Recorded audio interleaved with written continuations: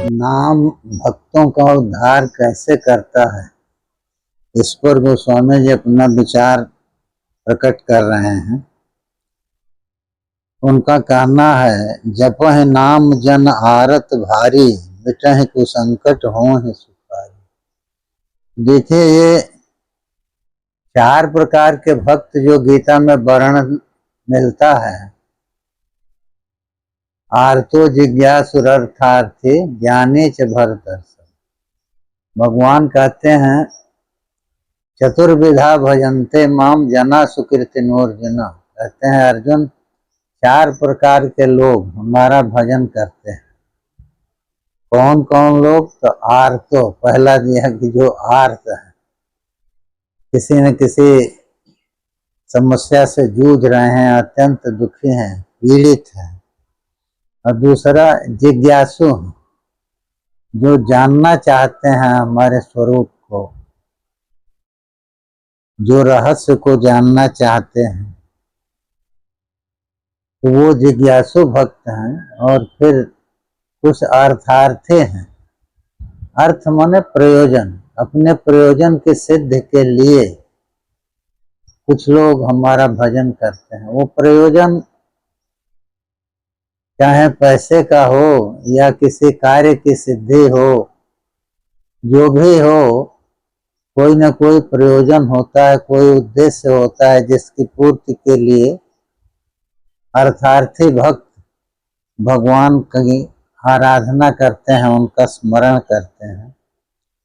और तीसरे भक्त हैं ज्ञानी, जो भगवान को स्वरूप साक्षात्कार के अनंतर भी भजन करते हैं।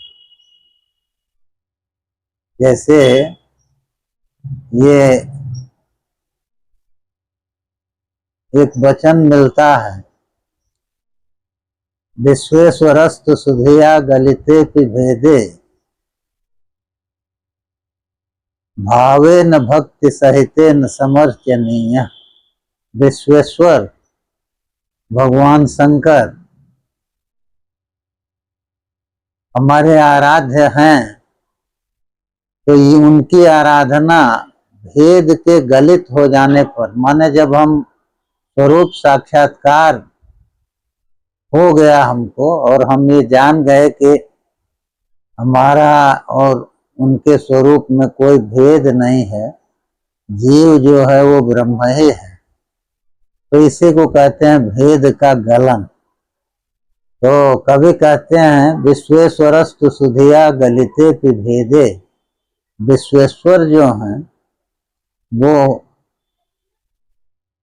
सुधि के द्वारा, सुधि किसको कहते हैं? जिसके शोभन बुद्धि है। शोभन बुद्धि क्या है? 2 प्रकार की बुद्धि होती है। एक बुद्धि होती है जिसमें हम संसार की वस्तुओं को पकड़ते हैं, दूसरी बुद्धि होती है जिसमें हम भगवान को पकड़ते हैं। तो जो भगवान को पकड़ने वाली बुद्धि है वो शोभन बुद्धि है। कहते हैं कि जिस सुधि को भगवान का साक्षात्कार हो गया, उनकी बुद्धि ने भगवान को पकड़ लिया, जान गए भगवान को,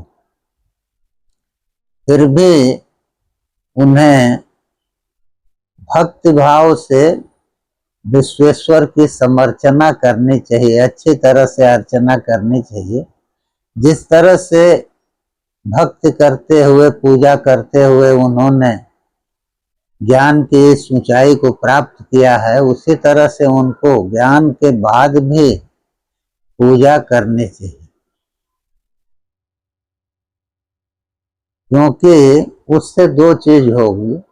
एक तो ये होगा कि परंपरा बनी रहेगी, जो मार्ग है बिना भक्ति के ज्ञान नहीं होता, उस मार्ग से लोग हटेंगे नहीं और भक्ति करते करते आनंद से उस स्वरूप साक्षात्कार को प्राप्त कर लेंगे। उसी में दृष्टांत दिया है, प्राणेश्वरस् चतुरेया।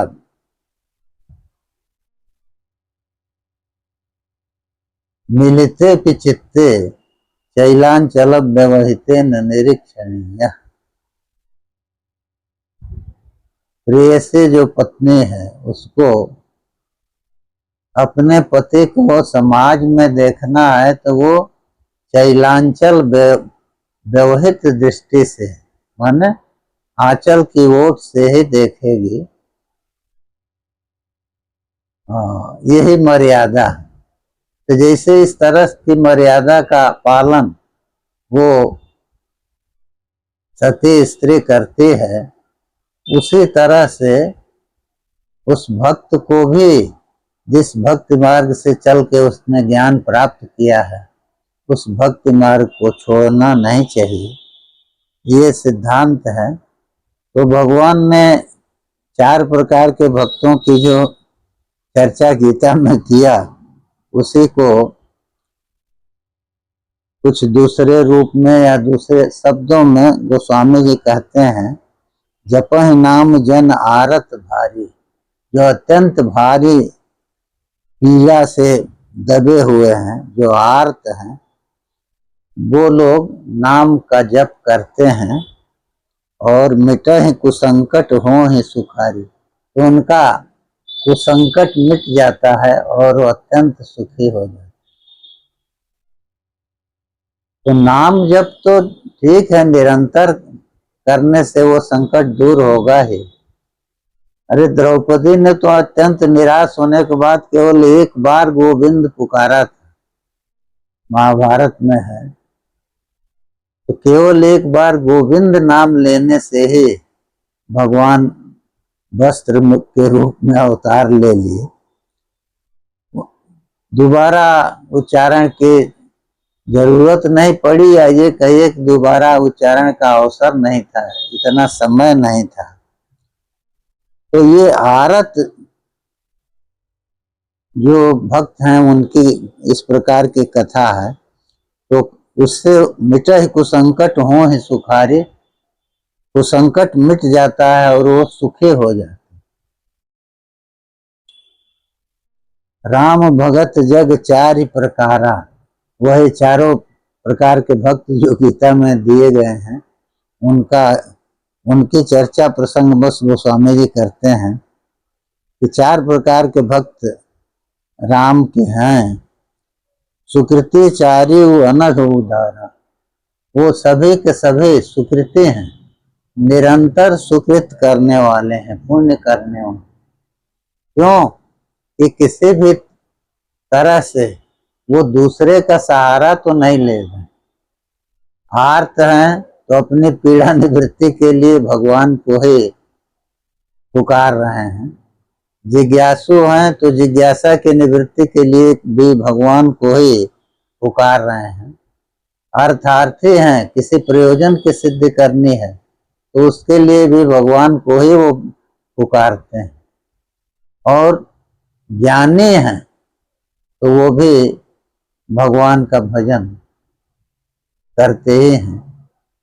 वो चाहे लोक शिक्षा के लिए करें और चाहे अपना समय बिताने में करें, लेकिन वो भी करते हैं। तो इस तरह से कहते हैं कि भगवान राम के भक्त 4 प्रकार के हैं। सुकृति चारि अनघ उदारा, ये चारों ही सुकृति हैं, पुण्यवान हैं और चारों ही अनघ हैं, अघ रहित, पाप रहित हैं और उदार। सुकृति चारु अनघ उदारा, चहु चतुर कहु नाम आधार। कह रहे हैं कि वो चारों ही भक्त जो हैं वो चतुर हैं। चतुर इसलिए हैं, चतुर किसको कहते हैं? जो अपने प्रयोजन की सिद्धि को जानता, जो ये जानता है कि किसका सहारा लेने पर हमारा प्रयोजन अवश्य सिद्ध होगा और हमारे प्रयोजन की सिद्धि में जो बाधक हैं वो अवश्य दूर होंगे। तो ऐसे चतुर के लिए कह रहे हैं नाम आधार, उनके लिए नाम ही आधार है। लेकिन कहते हैं कि चारों प्रकार के भक्तों में ज्ञानी प्रभु ही विशेष प्रिय। ज्ञानी जो भक्त है वो भगवान को विशेष प्रिय है। इसलिए प्रिय है कि वो आर्त अपनी पीड़ा की निवृत्ति के लिए प्रयास करता है, चाहता है कि हमारा संकट दूर हो। जिज्ञासु अपनी जिज्ञासा की निवृत्ति के लिए, हमको ज्ञान हो जाए इसके लिए वो भगवान को पकड़ता है। अर्थार्थी भी अपने प्रयोजन की सिद्धि के लिए भगवान को पकड़ता है। तो इस तरह से ये तीनों जो हैं भगवान को साधन बना देते हैं। आर्त की पीड़ा की निवृत्ति में भगवान साधन बनते हैं। जिज्ञासु की जिज्ञासा को शांत करके ज्ञान दिलाने में भगवान साधन बनते हैं और अर्थार्थी के प्रयोजन की सिद्धि में भगवान सहायक बनते हैं। इस तरह से तीनों ने भगवान को साधन बना दिया। लेकिन ज्ञानी तो साधन नहीं बनाता, क्योंकि वो किसी प्रयोजन की सिद्धि के लिए भगवान का भजन नहीं करता। वो तो केवल अपना कर्तव्य समझ के, जो पूर्वाभ्यास है उसके कारण ही, जैसे जीवन भर भगवत प्राप्ति के लिए भजन किया है तो वैसे ही भजन करता है।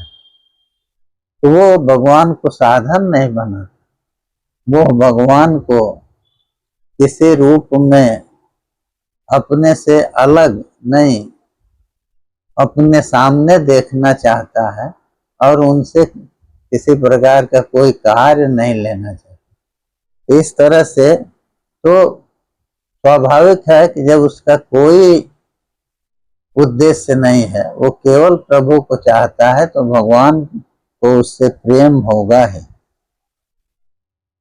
इसीलिए गोस्वामी जी कहते हैं ज्ञानी प्रभु ही विशेष प्यारा।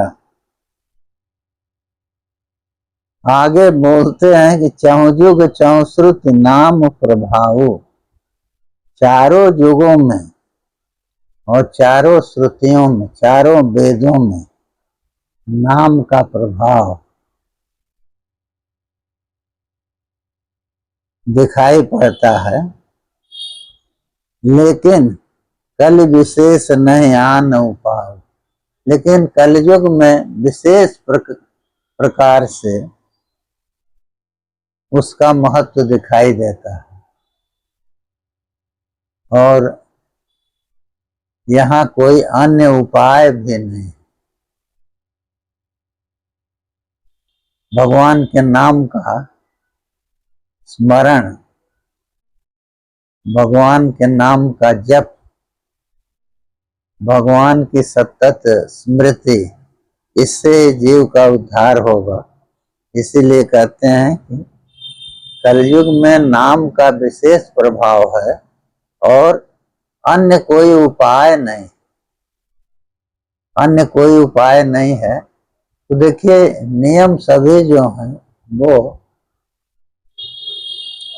सामान्य लोगों के लिए होते। तो कोई कोई लोग अगर कली में भी योग से और इस सब से अपने लक्ष्य की ओर बढ़ते हैं, लक्ष्य प्राप्त करते हैं, तो ठीक है, लेकिन उनकी संख्या बहुत कम होगी। इसीलिए गोस्वामी जी कहते हैं कि कलि विशेष नहीं आन उपाऊ। कलयुग में विशेष है नाम का प्रभाव। और भागवत में तो यहाँ तक वचन मिलता है, यहाँ तक कह दिया गया है, नामनोस्तिजावती शक्ति पाप निरहरणे हरे, तावत कर्तुम न शक्नोति पातकम पातकी जना। कोई भी पातकी, पाप करने वाला पुरुष उतना पाप कर ही नहीं सकता जितना पाप को दूर करने की सामर्थ्य भगवान के नाम में है। तो इसीलिए दिया हरेर नाम हरेर नामैव केवलम कलौ नास्तेव गतिरन्यथा। भगवान हरि का नाम ही हरेर नाम हरेर नामैव केवलम केवल भगवान हरि का नाम जो है वही एकमात्र अवलंब है, सहारा है कलयुग में। कलौ नास्तेव गतिरन्यथा। अन्य किसी भी प्रकार से हमको गति नहीं मिल सकती, गति सुगति नहीं मिल सकती, शोभन ज्ञान शोभन मार्ग नहीं मिल सकता। केवल भगवान का नाम का सहारा लेकर ही, भगवान के नाम का स्मरण करके ही हम अपने उद्देश्य तक पहुंच सकते हैं। तो ये गोस्वामी जी ने बताया कि अन्य कोई दूसरा उपाय नहीं। तो अन्य उपाय नहीं है ये कह के वो बता दिए कि ठीक है, अन्य जो उपाय तो हैं दिखाई दे रहे हैं, शास्त्र में भी कहा है ना, उपेय प्रतिपत्त्यर्था उपाया है व्यवस्थिता। उपेय जो है, साध्य जो है, उसकी प्राप्ति के लिए, उसके ज्ञान के लिए उपाय तो बहुत से हैं। जैसे किसी एक स्थान पर जाने के लिए मार्ग भिन्न भिन्न हैं, अब वो रहते हैं हर जगह, लेकिन यहाँ पर कलयुग में मार्ग हैं तो अन्य युगों के लिए भी हैं, कलयुग में भी हैं। लेकिन कलयुग में जिस प्रकार की मनस्थिति लोगों की हो चुकी है, जिस तरह का वातावरण है, जिस तरह की परिस्थितियां हैं, उनमें कहते हैं कि कोई दूसरा उपाय नहीं है। नहीं है का मतलब क्या हुआ कि नाम से जिस तरह की सिद्धि, जिस तरह की लक्ष्य प्राप्ति, और जितनी जल्दी लक्ष्य प्राप्ति होगी उतना अन्य उपायों से नहीं। इसलिए हमको भगवान के नाम का सहारा लेना चाहिए और उसके अनुसार चल के अपने लक्ष्य को पर पहुंचने का प्रयास करना चाहिए। इसी प्रकरण को गोस्वामी जी ने इस दोहे के साथ समाप्त किया है। सकल कामना हीन जे राम भगत रस लीन, नाम सुप्रीम पीयूष हृद तीनों किए मन में। कहते हैं कि यद्यपि सभी कामनाओं को छोड़ चुके हैं भगवान के भक्त, अन्य कोई कामना नहीं रखते, तो सकल कामना हीन जे राम भगत रस लीन, और राम की भक्ति रूपी रस में जो लीन हो चुके, अत्यंत सराबोर हो चुके हैं, डूब चुके हैं, तो वो लोग नाम सुप्रीम पीयूष हृद, नाम में जो शोभन प्रेम है, भगवान के नाम का उच्चारण करते ही उनके हृदय में एक अपूर्व कंपन सा होता है। तो वो लोग नाम सुप्रीम पीयूष, पीयूष माने जो अमृत है, नाम रूप, नाम में जो शोभन प्रेम, वो प्रेम ही पीयूष है, अमृत है। उस अमृत के हृद में खूब अधिक जल वाले बड़े तालाब में तीनों किए मन मीन, वो लोग भी अपने मन को मीन माने मछली बना दिए। तो माने उस अगाध जल वाले हृद में रहकर उनका मन रूपी मीन जो है वो अत्यंत सुख को प्राप्त करेगा। यद्यपि उन्होंने सभी कामनाओं को छोड़ दिया, फिर भी राम भगत का रस एक अलौकिक रस है, तो उसमें जो लीन हो गए, जिन्होंने अपने मन को डुबा दिया, तो वो अपने मन को मीन बना देते हैं उस ह्रद में, उस मछली के रूप में लगाए रहते हैं। जो मछली उसके बाहर कर दीजिए तो वो मर जाएगी, और उसके भीतर जो है वो आनंद से रहेगी। तो उस ह्रद के भीतर जो चीजें होती हैं, तो स्वामी जी ने लिखा ना, सुखी मीन जहाँ नीर अगाधा, जिम हरि शरण में एक बार। तो अगाध जल के भीतर वो सुखी रहती है मछली।